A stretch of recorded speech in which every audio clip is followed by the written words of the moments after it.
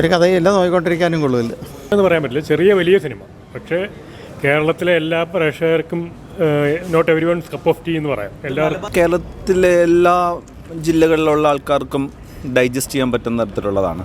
അല്ല തീർത്തും അങ്ങനെ ഒരു മലബാറിൻ്റെതായ തനത് ഭാഷാ ശൈലികളൊന്നും ഉപയോഗിച്ച് നല്ല പടമാണ്.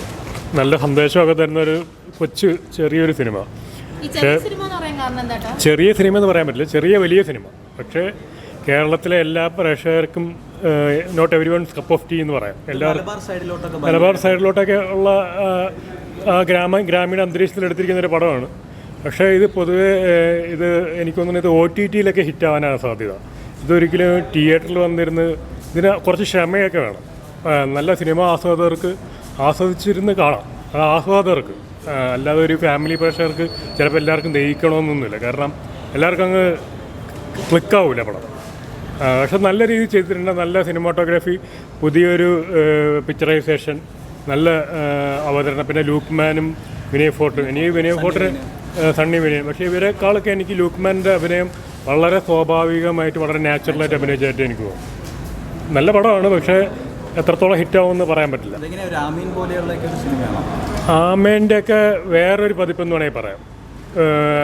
ആമേൻ്റെയും പിന്നെ വടക്കുനോക്കി യന്ത്രത്തിലെ ശ്രീനിവാസൻ്റെയും ആ ഒരു കാറ്റഗറി, ഒരു സംശയരോഗിയായ ഒരു വ്യക്തിയുടെ ഒരു പിക്ചറൈസേഷനാണ്.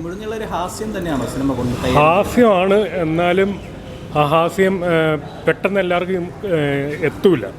കുറച്ച് ആലോചിച്ചാൽ അല്ല ഹാസ്യം നർമ്മം.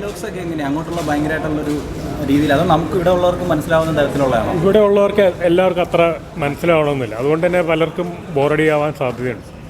ഒരു കഥയും ഇല്ലാത്ത കഥ, ഒരു കഥയില്ല, നോക്കിക്കൊണ്ടിരിക്കാനും കൊള്ളില്ല. ഒന്നുമില്ല, എടുത്തു പറയാനായിട്ട് ഒന്നുമില്ല, ഒരു കഥയും ഇല്ല, ഒന്നുമില്ല, ഒരു കോമഡിയും ഇല്ല, ഒന്നുമില്ല, ഒരു പാട്ട് പോലും ഇല്ല. പടം പേഴ്സണൽ ഒപ്പീനിയൻ ഒരു ആവറേജ് നിലവാരമാണ് ഉള്ളത്. അല്ലാതെ അതിൻ്റെ തിരക്കഥ, സംഭാഷണം, എല്ലാ കാര്യങ്ങളും ഒരു ശരാശരി നിലവാരം പുലർത്തിയിട്ടുണ്ടെന്ന് പറയാം. എല്ലാവരുടെയും പെർഫോമൻസൊക്കെ അത്യാവശ്യം ബെറ്ററാണ്. എനിക്ക് തോന്നുന്നു കുറച്ച് പുതുമുഖങ്ങൾക്കൊക്കെ നല്ല ഭാവി സാധ്യത ഉണ്ട് അതിനകത്ത്. അങ്ങനെ കാണുന്നുണ്ട്. അവരുടെ പെർഫോമൻസിൽ അവർ അത്യാവശ്യം നല്ല നിലവാരം പുലർത്തുന്നുണ്ട്. സിനിമ ഒരു കോമഡി ആ രീതിക്കാണോ പോകുന്നത്? കോമഡി ഉണ്ട്. ചില സ്ഥലങ്ങളിൽ ഒരു അമിതമായ ആവേശം കാണിച്ച് അത് ഡയറക്ഷൻ്റെ പിഴവെന്ന് പറയാൻ പറ്റില്ല. ഇതൊന്ന് പൊതുവേ ഉള്ളൊരു സംഭവമായിരിക്കണം. പിന്നെ പശ്ചാത്തലമൊക്കെ അത്യാവശ്യം മീനിങ് ഫുള്ളാണ്. ഒരു ഡിഫൈനബിൾ ആയിട്ടുള്ള ക്യാരക്ടർ ഉണ്ട്. മലബാറിൻ്റെ ഒരു പശ്ചാത്തലമാണ്. അല്ല, അത് കേരളത്തിലെ എല്ലാ ജില്ലകളിലുള്ള ആൾക്കാർക്കും ഡൈജസ്റ്റ് ചെയ്യാൻ പറ്റുന്ന തരത്തിലുള്ളതാണ്. അല്ല തീർത്തും അങ്ങനെ ഒരു മലബാറിൻ്റെതായ തനത് ഭാഷാ ശൈലികളൊന്നും ഉപയോഗിച്ചതായിട്ടില്ല. എന്നാൽ ഒരു മുസ്ലിം പശ്ചാത്തലത്തിലുള്ള ഒരു ഇതാണ്. അതൊരു തനി നാടൻ രീതിയിൽ അതിനെ കൊണ്ടുപോയിട്ടുണ്ട്. ആരുടെ പെർഫോമൻസ് ഒരുപാട് നന്നായിട്ടുണ്ടെന്ന് തോന്നിയ പെർഫോമൻസ് ലെവല് എല്ലാവരും നല്ല നിലവാരമാണ് കാണിച്ചിട്ടുള്ളത്. അതിനകത്ത് വിനയ് ഫോർട്ട് പുള്ളിയുടേതായ ഒരു ശൈലി അതിനകത്ത് കൊണ്ടുവന്നിട്ടുണ്ട്. സണ്ണി വെയിൻ കുറച്ചുകൂടെ ഒരു ഡിഫറെൻറ്റ് ക്യാരക്ടറാണ്. അദ്ദേഹം കൊള്ളാം. ലുക്മാൻ്റെ ഇത് അത്യാവശ്യം നല്ല രീതിയിലുള്ള പെർഫോമൻസ് ഉണ്ട്.